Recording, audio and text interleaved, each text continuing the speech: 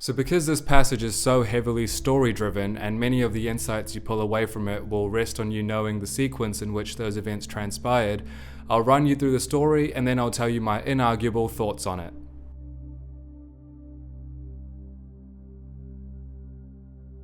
As Carl Jung once warned, no tree, it is said, can grow to heaven unless its roots reach down to hell.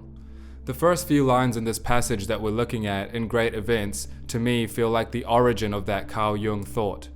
There is an isle in the sea, not far from the happy Isles of Zarathustra, on which a volcano ever smoketh, of which isle the people, and especially the old women amongst them, say that it is placed as a rock before the gate of the netherworld, but that through the volcano itself the narrow way leadeth downwards which conducteth to this gate.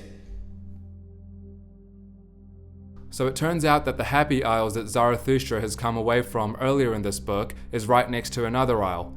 That isle has a smoky volcano as its centerpiece. If you need help visualizing this, or if you're 10 years old, think of Alvin and the Chipmunks 3.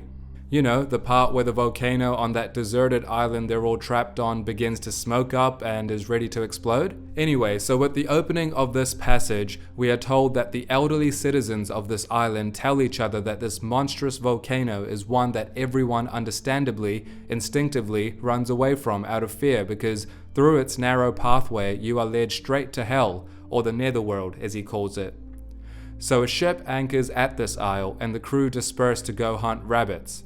Later, when the crew and the captain are all gathered again, they see something like a ghost flying toward them. The ghost flies straight past the people and toward the fabled volcano. The crew recognize him from an earlier chapter, exclaiming that lo and behold, it's Zarathustra. I mean, this is like something out of a Bollywood movie. By the time we realize that it was in fact Zarathustra joyously levitating his way to hell, we are given the account of where he was all this time when his disciples found him missing.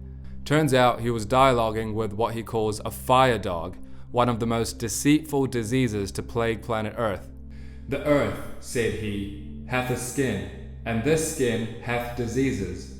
One of these diseases, for example, is called man, and another of these diseases is called the fire dog. Concerning him, men have greatly deceived themselves, and let themselves be deceived. He does demystify this metaphor of the fire dog soon after, which I'll get into, but what I don't get is if that's Nietzsche or Zarathustra doing the demystifying. As a side note, something that continually perplexes me with this book is when is it Nietzsche talking through a mouthpiece and when is it just the mouthpiece? For example, did the character of Zarathustra in this story actually think he was dialoguing with a living thing? Or is Nietzsche just abstracting out and distilling and decoding for us what that living thing could have been? The conversation with the fire dog then continues. It's called an interview in this passage, but it's really just Zarathustra going on an absolute tirade against the fire dog, hitting a nerve, the fire dog angrily reacting, and then Zarathustra shushing him again and winning the battle. The conclusion of the story part of Great Events is Zarathustra's disciples ignoring the absolute spanking Zarathustra just gave the fire dog, instead gossiping, like children around a campfire over the flying man that they just saw over the volcano. In the next part, let's get into the juiciness of what's actually happening between the lines, because somehow, in between the talking volcano dog and the flying prophet is Nietzsche's manifesto on politics, revolutions, and stupidity.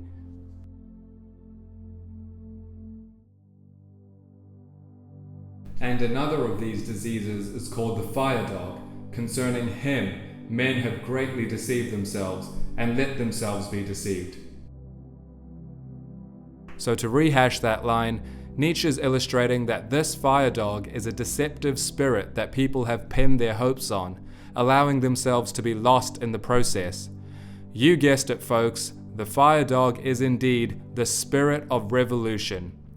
The impulses that believe that change happens or is even theoretically possible because the streets are loud and the air smells like smoke. The liberal who believes change is on the horizon. The conservative who thinks the old world order will return. The theist, the atheist, the anarchist, the Christian, the nationalist, the anti-nationalist, the social justice warrior, the crypto bro, the feminist, and the manosphere guy, all convinced that some of the noise they hear is in fact signal. Or, more relevant to Nietzsche's time, the reformer, the revivalist, the romantic, and the list really does go on. But the problem for Nietzsche is, the fire dog is just a paid actor. So that the factory keeps running, we need someone on the outside proclaiming that he's just one of the guys. Side note, when I say the word someone here, that can be referring to a system, a logic, an idea, a spirit, or even a literal person. The prevailing sentiment of a time, the idealism, is usually a narrative that disguises how people make money. Think of the 80s. Everyone suddenly became a world citizen.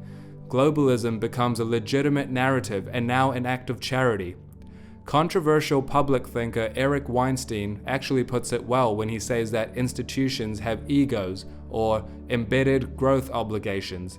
When an institution can no longer maintain its previous level of growth, we craft gimmick after gimmick to pretend like nothing is broken.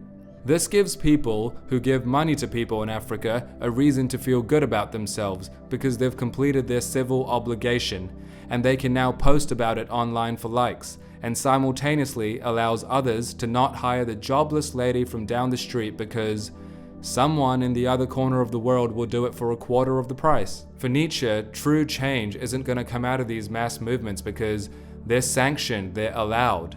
In the example before, a wealth transfer program disguised as a philanthropic effort just allows the machine to further propagate and seep into your life even more. Much like the fire dog's empty oohing and eyeing, we exclaim proudly today at something like multiculturalism.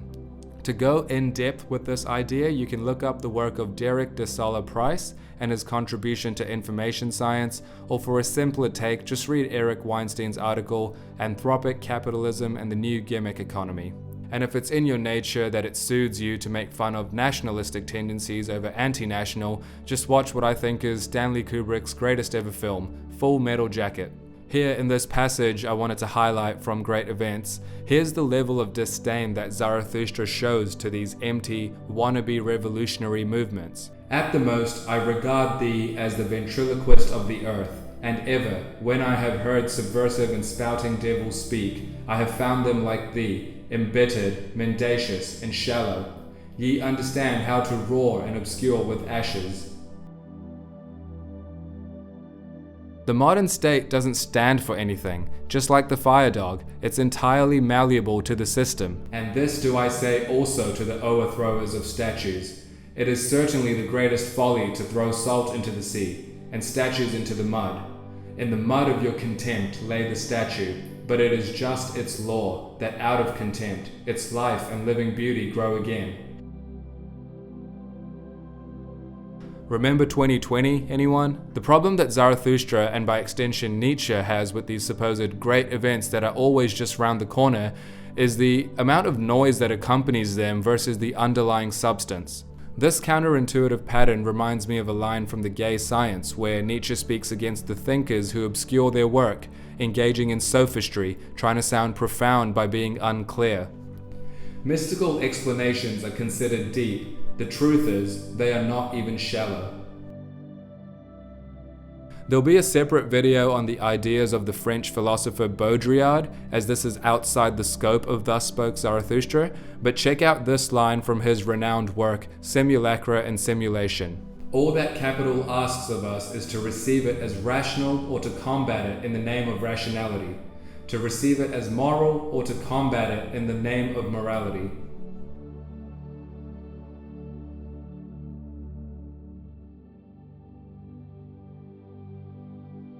So far, it's been a lot of critiquing and criticizing of contemporary and mainstream patterns. We've heard a delightful story and been given a metaphor for what not to do. But that's too easy. If Nietzsche is authentic in casting his gaze out to posterity, he's going to have to do a lot better than the deconstructionists that followed in his wake. So what is it exactly that Nietzsche puts forth? What are the revolutions that the great mustachioed man gives a cosmic yes to? It's scattered throughout his works because, like I've said before, he's not a clear-cut systems builder, but one fragment can be found in what I found to be his most unique work outside of Thus Spoke Zarathustra. In The Birth of Tragedy, he writes, "For it is only as an aesthetic phenomenon that existence and the world are eternally justified." We live in a morally charged, dialectics-driven world. We've seen a near complete dissolution of the instincts in the past millennia. But in the realm of aesthetics, for Nietzsche, your deepest value judgments are cast not by what's morally right or wrong, factually true or false, but instead by what's beautiful and ugly. Another side note, there's a separate upcoming video on the presence of the artistic impulses of Apollo and Dionysus and how they pervade our mainstream culture in the 21st century. From Twilight of the Idols, "Nothing is beautiful except man alone. All aesthetics rests upon this naivete, which is its first truth. Let us immediately add the second.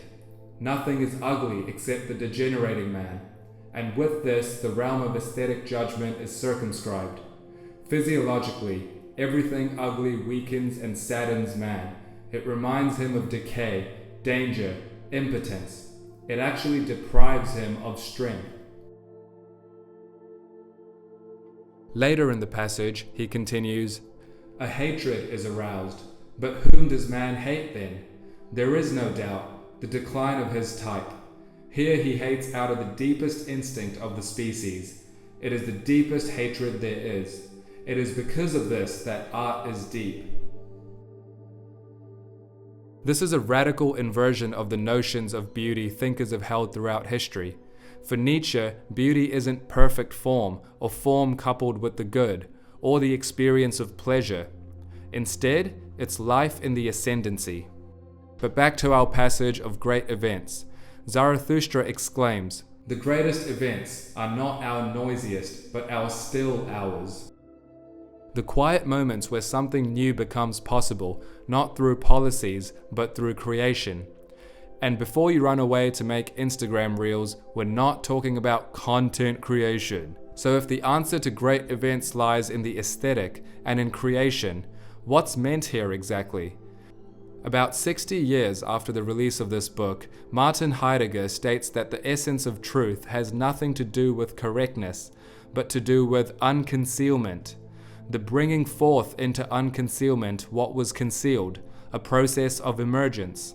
Fun fact, in Greek, this revealing is called aletheia, which unfortunately in English just translates to truth. So while the fire dog barks and flails about so that he's seen, the artist creates because he must. He himself doesn't have a say in the matter. Another banger of a line from Twilight of the Idols. "The genius, in work and in deed, is necessarily a squanderer. The fact that he spends himself constitutes his greatness. The instinct of self-preservation is, as it were, suspended in him. The overpowering pressure of outflowing energy in him forbids any such protection and prudence. People call this self-sacrifice. They praise his heroism, his indifference to his own well-being, his utter devotion to an idea, a great cause, a fatherland. All misunderstandings. He flows out, he flows over, he consumes himself, he does not spare himself, and does all this with fateful necessity, irrevocably, involuntarily, just as a river involuntarily bursts its dams." I'll end this by saying that Zarathustra leaves that smoky volcano island we talked about absolutely disgusted. Like I mentioned earlier, when the conversation with the fire dog ends, we find out that Zarathustra's disciples didn't really listen attentively to him. Instead, they got caught up and focused in gossiping about ghosts. Zarathustra leaves stressed out that his followers may twist his teachings and put a political spin on it and want to uproot the system. And with that, we end Great Events. Let me know what passages from the book you'd next like to see a video on. And if you made it to the end, remember, don't just have a great day, have a third mask day.